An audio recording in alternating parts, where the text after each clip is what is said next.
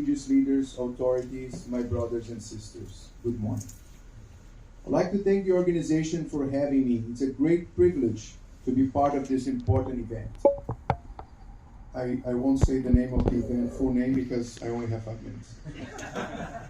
It's an honor to be in Princeton University, home of one of my great academic heroes, the late Professor Bernard Lewis, Professor Emeritus of the Near Eastern Studies. Professor Lewis passed away in 2018 at almost 102 years old and left an amazing body of work. I was asked to talk about the Christian communities in the Middle East, which my office happens to represent for over 15 centuries. I call the Middle Eastern Christians the invisible people. The reason is simple. For more than 120 years, contemporary history, they've been systematically persecuted and killed, and the world seems to ignore them as they were invisible.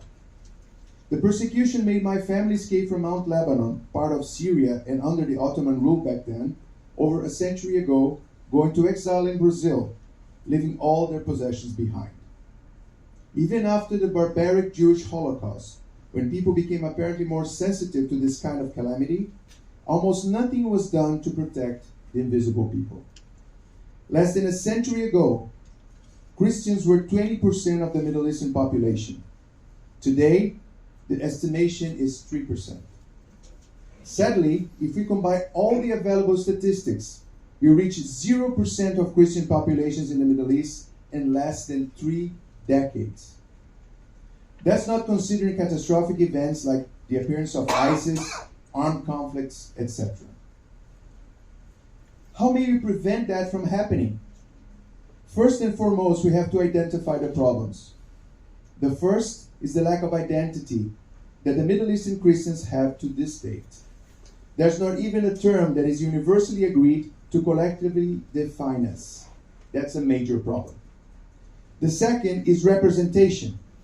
Maybe the main reason why Christians are not able to prevail is due to the fact that there are hundreds of different denominations active in the region.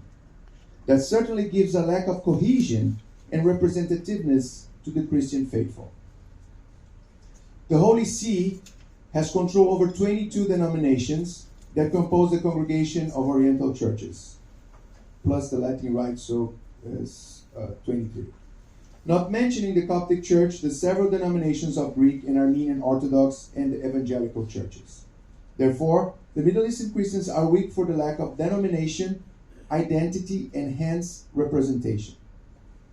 We live in an extremely divided world as we watch, bewildered by the fantastic technological advancements in the world. We also see the barbaric reflexes of our still primitive nature. It's absolutely paradoxical to put a man on the moon and still kill each other because of religion or ideology.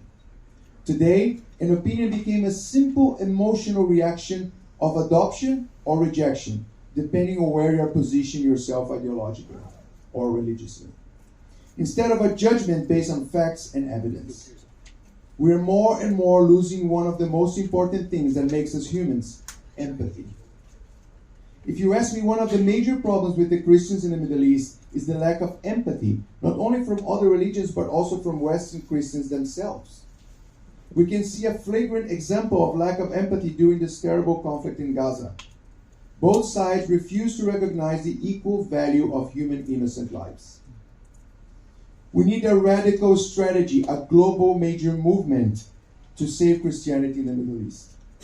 The only solution to strengthen the Eastern Christianity lobby is to create a democratic international organization based on UN standards and with UN representation, congregating all the Christian denominations present in the Middle East as an assembly, an Eastern Christian parliament, who take care of Christian interests in the regions, providing relief and pleading as an observer organization to the UN. If the denominations keep fighting for what they disagree instead of uniting for what they agree, there's no hope for Christians in the Middle East. We all have to unite for the overwhelming majority of things we agree on, instead of fighting for the little things that we disagree with. And that applies not only to Christians, but to all religions. We cannot forget that regardless of our differences and disagreements, we are part of the same family, the human family. Following the wise words of the writer James R. Sherman, You can't go back and make a new start, but you can start right now and make a brand new ending. Thank you.